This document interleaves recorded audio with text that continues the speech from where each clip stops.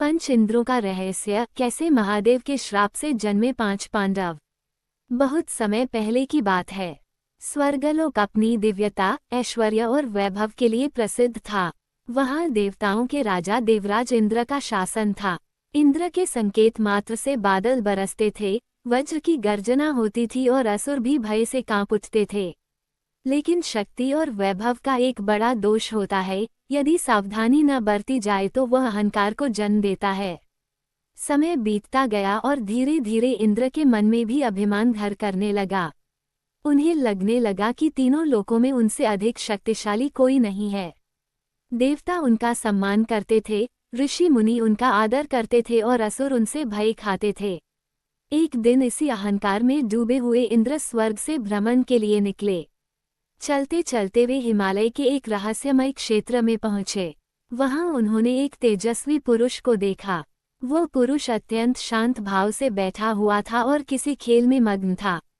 इंद्र को ये देखकर क्रोध आ गया। ये कौन है? उन्होंने सोचा। मेरे सामने होने पर भी यह न तो उठकर खड़ा हुआ और न ही प्रणाम किया। इंद्र उसके पास गए और गर्व से बोले, क्या तुम नहीं जानते कि मैं देवराज इंद्र हूँ, तीनों लोकों का स्वामी? मेरे आने पर सभी सम्मान में खड़े हो जाते हैं, लेकिन तुम बैठे हुए हो। उस तेजस्वी पुरुष ने कोई उत्तर नहीं दिया। उनकी यह चुप्पी इंद्र को और अधिक क्रोधित कर गई। क्या तुम बहरे हो? मैंने तुमसे कुछ पूछा है। फिर भी कोई उत्तर नहीं मिला। अब इंद्र का अभिमान पूरी तरह भड़क उठा। उन्होंने अपना दिव्य अस्त्र वज्र उठाया और कहा, यदि तुमने अभी उत्तर नहीं दिया तो मैं तुम्हें अपने वज्र से भस्म कर दूंगा। लेकिन जैसे ही इंद्र ने वज्र से प्रहार करने के लिए हाथ उठाया, अचानक उनका हाथ वहीं रुक गया। वह न आगे बढ़ सका, न पीछे हट सका। इंद्र ने पूरी शक्ति लगा दी, लेकिन उनका शरीर पत्थर की तरह जड़ हो चुका था। तभी वह रहस्यमयी पुरुष मुस्कुराया। उसके शरीर से दिव्य प्रकाश निकलने लगा। उसकी जटाएं प्रकट हुई, मस्तक पर अर्धचंद्र चमक उठा, गले में नाग लिपटे दिखाई दिए। इंद्र भय से कांप उठे। वे समझ गए कि जिनका उन्होंने अपमान किया है, वे कोई साधारण व्यक्ति नहीं बल्कि स्वयं महादेव भगवान शिव हैं। क्षण भर में उनका सारा घमंड चूर चूर हो गया। हाथ जोड़कर वे बोले, प्रभु, मुझे क्षमा कर दीजिए, मैं आपको पहचान नहीं पाया। भगवान शिव ने शांत स्वर में कहा, इंद्र, तुम्हारा अपराध केवल मेरा अपमान करना नहीं है, तुम्हारा सबसे बड़ा अपराध है अहंकार। फिर महादेव ने पास स्थित एक विशाल पर्वत की ओर संकेत किया। वहां एक रहस्यमयी गुफा थी। शिव जी बोले, उस गुफा में जाकर देखो। इंद्र धीरे धीरे गुफा के भीतर पहुंचे। जैसे ही उन्होंने अंदर देखा, उनकी आंखें आश्चर्य से फैल गईं। गुफा के भीतर 4 दिव्य पुरुष बैठे थे। उनके शरीर से तेज निकल रहा था, लेकिन सबसे आश्चर्य की बात ये थी कि वे चारों इंद्र की तरह ही दिखाई देते थे। इंद्र ने पूछा, आप लोग कौन हैं? उनमें से एक ने दुखी स्वर में कहा, हम भी कभी तुम्हारी तरह देवराज इंद्र थे। इंद्र स्तब्ध रह गए। तब भगवान शिव ने रहस्य खोला। उन्होंने कहा, हे इंद्र, जान लो कि इंद्र कोई एक व्यक्ति का नाम नहीं है, यह एक पद है। समय समय पर अलग अलग पुण्यात्माएं इस पद को प्राप्त करती हैं। ये चारों भी अपने अपने काल में इंद्र थे, लेकिन सत्ता और शक्ति के कारण इनके भीतर भी अहंकार आ गया। पहला इंद्र विश्वभुक, बाद में युधिष्ठिर। बहुत समय पहले विश्वभुक नाम के इंद्र स्वर्ग पर शासन करते थे। वे धर्मप्रिय थे और न्याय के लिए प्रसिद्ध थे। धीरे धीरे उन्हें अपनी धार्मिकता पर अभिमान हो गया। वे सोचने लगे, संपूर्ण ब्रह्मांड में मुझसे अधिक धर्म को कोई नहीं जानता, मेरे जैसा न्यायप्रिय कोई नहीं है। एक बार कुछ ऋषि किसी जटिल धर्म संकट का समाधान पूछने आए। विश्वभुक ने उनकी बात सुने बिना ही निर्णय सुना दिया।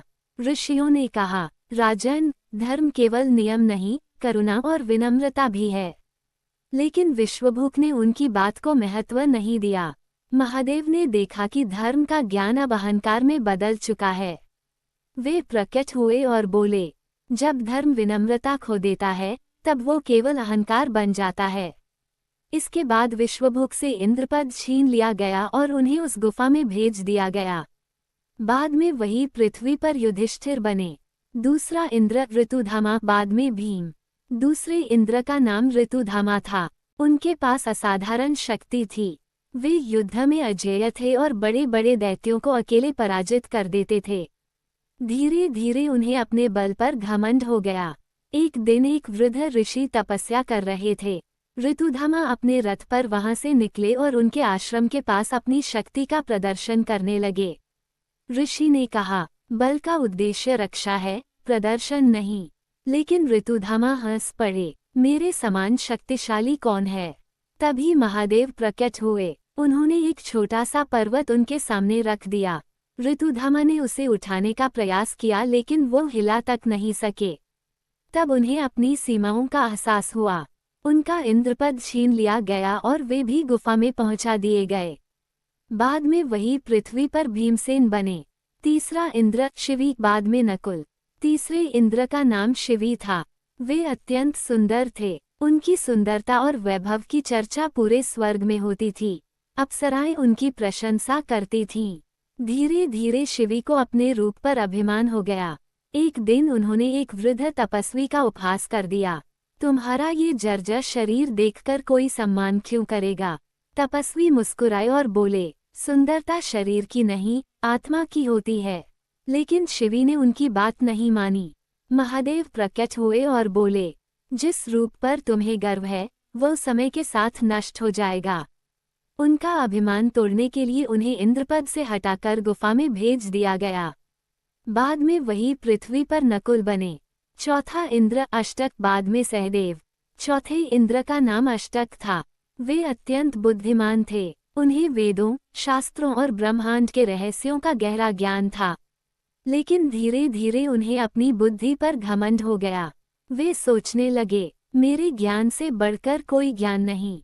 एक बार ब्रह्मर्षि उनके पास किसी विषय पर चर्चा करने आए। अष्टक ने उनका भी अपमान कर दिया।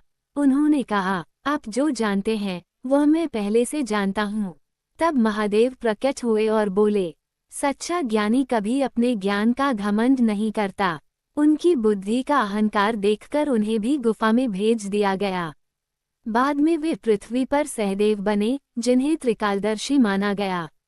पांचवां इंद्र शतक्रतु, बाद में अर्जुन। अब बारी आई वर्तमान इंद्र शतक्रतु की। इन्हीं ने भगवान शिव पर वज्र उठाया था। उनका अहंकार भी बाकी चारों की तरह टूट गया। तब महादेव ने कहा, तुम पांचों पृथ्वी पर जन्म लोगे और धर्म की स्थापना करोगे। पांचों इंद्र हाथ जोड़कर खड़े हो गए। उन्होंने कहा, प्रभु, हमें ऐसा जन्म दीजिए जिससे हम आपके कार्य को पूरा कर सकें। महादेव ने उनकी प्रार्थना स्वीकार कर ली। ये वही 5 इंद्र थे जिन्हें कभी महादेव ने अहंकार से मुक्त होने के लिए पृथ्वी पर भेजा था।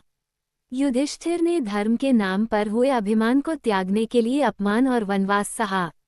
भीम ने अपने बल के घमंड को त्यागने के लिए हनुमान जी के सामने विनम्रता सीखी। नकुल ने अपनी सुंदरता का अभिमान छोड़कर अस्तबल में सेवक बनकर जीवन बिताया।